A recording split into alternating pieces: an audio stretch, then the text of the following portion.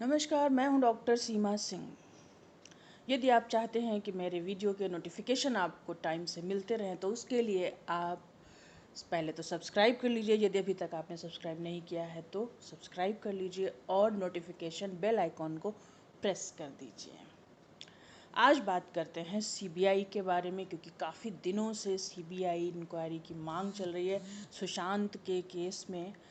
आखिर जब महाराष्ट्र पुलिस उसका इन्वेस्टिगेशन कर रही है, फिर वो बिहार का मैटर सामने आया, तो सीबीआई की इंक्वायरी क्यों हो रही है देखते हैं इस वीडियो में। कि महाराष्ट्र की पुलिस काम को शायद लोगों को शक है, सच पूछे तो सुशांत की फैमिली को शक है कि महाराष्ट्र की पुलिस का जो छानबीन का तरीका है वो शायद सही नहीं है। और ये बहुत ही जो ये मौत हुई है सुशांत सिंह राजपूत की, बहुत ही रहस्यमयी होती जा रही है। इसकी मिस्ट्री सुलझने का नाम ही नहीं ले रही है। कभी वो आत्महत्या कह दी जाती है तो कभी वो नेपोटिज्म के दायरे में आ जाती है।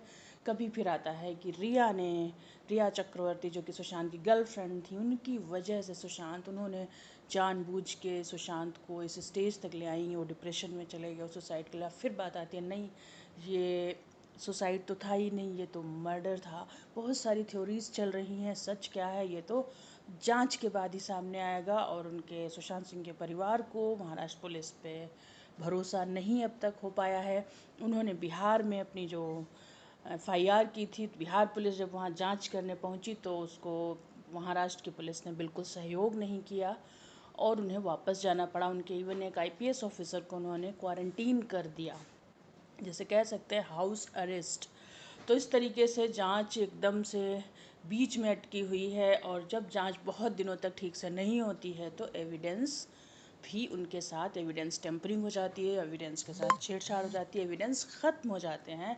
यही वजह है कि हम देखेंगे कि सीबीआई की जांच की मांग तो की जाती है ऐसे केसेस में जहाँ पे ठीक से जांच नहीं हो पाती है, मामले संदिग्ध लगते हैं।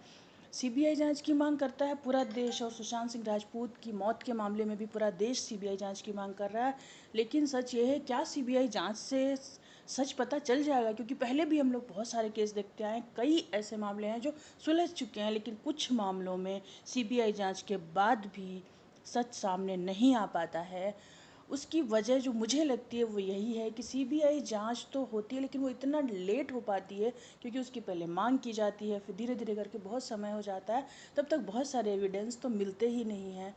और महाराष्ट्र पुलिस जो कि अभी तो यहाँ तो काफ़ी ईगो की लड़ाई चल रही है, वो तो कह रहे हैं कि हम सीबीआई ऑफिसर्स को भी क्वारंटीन कर देंगे, और वो बिल्कुल ही मना कर रहे हैं। सुप्रीम कोर्ट में उद्धव की गवर्नमेंट मना कर रही है कि वो सीबीआई को जांच नहीं करने देंगे। महाराष्ट्र पुलिस इसमें सक्षम है, बिल्कुल मुंबई की पुलिस सक्षम है, बहुत अच्छी पुलिस है वहाँ की, लेकिन सुशांत के मामले में काफ़ी संदेहास्पद मामला है। तो इसलिए लोगों को जब कोई संदेह कर रहा है आप पे, तो आपको बिल्कुल सीबीआई को ट्रांसफ़र कर देना चाहिए कि अगर आपको हम पे संदेह है तो आप सीबीआई से जांच करा लीजिए। लेकिन उन्हें किस बात का डर है ये तो नहीं पता है। तो अब सीबीआई को जब तक मामला मिलता है, सीबीआई जांच शुरू करेगी, उनको वो कितना सहयोग करेंगे, कितने एविडेंसेस उनको देंगे। और जब तक एविडेंस नहीं है, सोशल मीडिया पे कोई भी थ्योरी चलती रहे, मीडिया में कोई भी थ्योरी चलती रहे, बिना एविडेंस के कोई भी जांच एजेंसी किसी भी निर्णय पे नहीं पहुंच सकती। आत्महत्या है, हत्या है, इसके लिए तो एविडेंसेस का मिलना बहुत ज़रूरी है।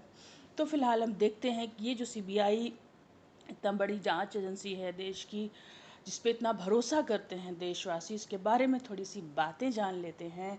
देखते हैं कि क्या है CBI. CBI is the premier investigating agency of India.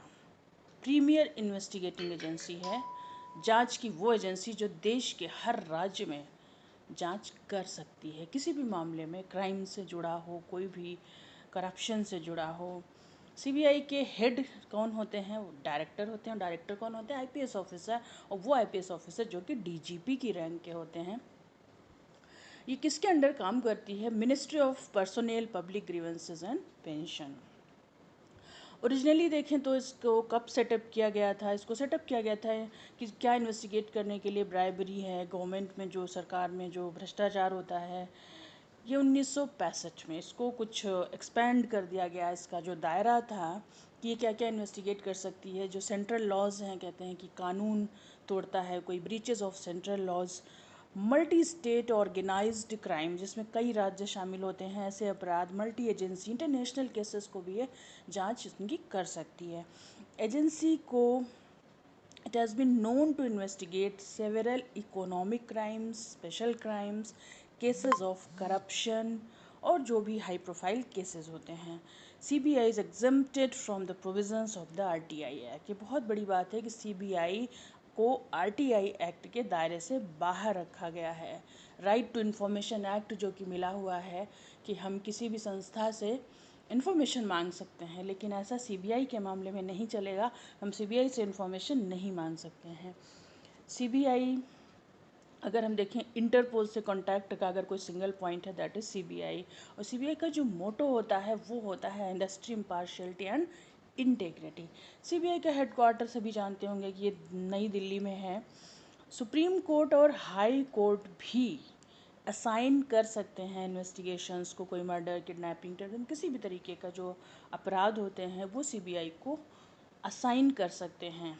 जब कोई पिटिशन फाइल करती है, मान लो एग्रीव्ड पार्टी है, जो पीड़ित पार्टी है, जब वो वहाँ पे अपनी पिटिशन फाइल करती है तो सुप्रीम कोर्ट उसको CBI को असाइन कर सकता है। सुप्रीम कोर्ट के कहने पे CBI वहाँ जांच कर सकती है उस मामले की। 1987 में CBI को डिवाइड कर दिया गया था कुछ डिवीज़न्स में, जैसे कि एंटी करप्शन डिवीज़न, ये अलग होता है, वो करप्शन से जुड़े हुए मामले देखेगा। स्पेशल क्राइम्स डिवीज़न, कुछ स्पेशल क्राइम होते हैं उसके लिए एक अलग डिवीज़न है। इकोनॉमिक ऑफेंसेस डिवीज़न, ये आर्थिक मामलों से जुड़ा हुआ है। Policy and international police cooperation division, एक ये अलग डिवीज़न है। एडमिनिस्ट्रेशन डिवीज़न अलग है। डायरेक्टरेट ऑफ प्रोसिक्यूशन डिवीज़न ये अलग है। Central forensic sciences laboratory division ये अलग है। CBI सीनियर जो ब्यूरोक्रेट्स होते हैं ना, तो बिना सेंट्रल गवर्नमेंट की परमिशन के भी उनको प्रोसिक्यूट कर सकती है।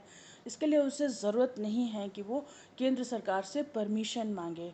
लेकिन CBI को बिना नोटिफिकेशन के, ये सेंट्रल गवर्नमेंट का जब तक इसे नोटिफिकेशन नहीं मिलता है ये इन्वेस्टिगेशन के लिए नहीं जाती है।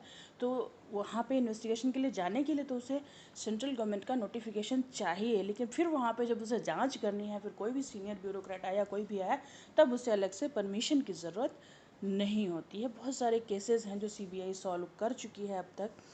बहुत सारे हाई प्रोफाइल केसेस भी हैं। अगर हम देखें 2008 नोएडा डबल मर्डर केस है, भौरी देवी मर्डर केस है, INX मीडिया केस है, बहुत से केसेस हैं जो अब तक CBI पे अगर हम देखें तो काम बहुत होता है, क्योंकि हम लोग हर मामले को तो अक्सर डिमांड करते हैं कि CBI को दे दिया जाए। हर मामला तो नहीं दिया जाता है, लेकिन फिर भी CBI के पास बहुत सारे केसेस होते हैं, उनके पास काम बहुत अधिक होता है, बहुत अधिक बर्डन होता है, तो उनको तो छुट्टियां ही नहीं मिलती, हमेशा उन्हें काम करना होता है।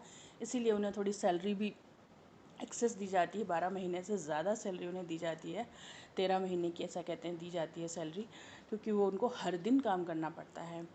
तो CBI पे भरोसा है देश को और हमेशा रहेगा, और ये ज़रूरी भी है। कुछ मामले हम देखें तो कहीं कभी कभी इस पर कुछ लोग पॉइंट आउट करते हैं कुछ मामलों में कि ये गवर्नमेंट के हाथ की कठपुतली है, ये सब मामले अलग हैं। लेकिन वहीं हम दूसरी तरफ देखें तो बंगाल में जो हुआ था CBI को वहाँ की गवर्नमेंट ने जिस तरीके से, वो भी गलत है। दोनों ही बातें गलत हैं, दोनों काम नहीं होने चाहिए। ना ही एक केंद्र सरकार के हाथ की कठपुतली होनी चाहिए, और ना ही कोई राज्य सरकार इसको इस तरीके से इसके साथ अब मिसबिहेव कर सकती है कि वहाँ की पुलिस उसको अरेस्ट कर ले। ये दोनों ही चीज़ें गलत हैं। इसलिए CBI एक इंडिपेंडेंट बॉडी उस होनी चाहिए, और वो बिल्कुल निष्पक्ष होकर जांच करे, ना ही वो केंद्र सरकार ना ही किसी राज्य सरकार की तरफ। ऐसा माना ही जाता है, इसीलिए बनाई ही गई है CBI। तो अब हम ये देखते हैं कि आज मामला सुप्रीम कोर्ट में है, और महाराष्ट्र पुलिस जैसा कि बिल्कुल कह रही है कि हम CBI को नहीं देंगे। अब देखते हैं कि सुप्रीम कोर्ट क्या करता है। सुप्रीम कोर्ट को जैसा भी ऑर्डर देगा उसी के मुताबिक सुशांत केस की जांच होगी। केस आगे है, देखते हैं क्या क्या हो सकता है इस मामले में। थैंक्स फॉर वॉचिंग, मिलते हैं नेक्स्ट वीडियो में। Bye bye.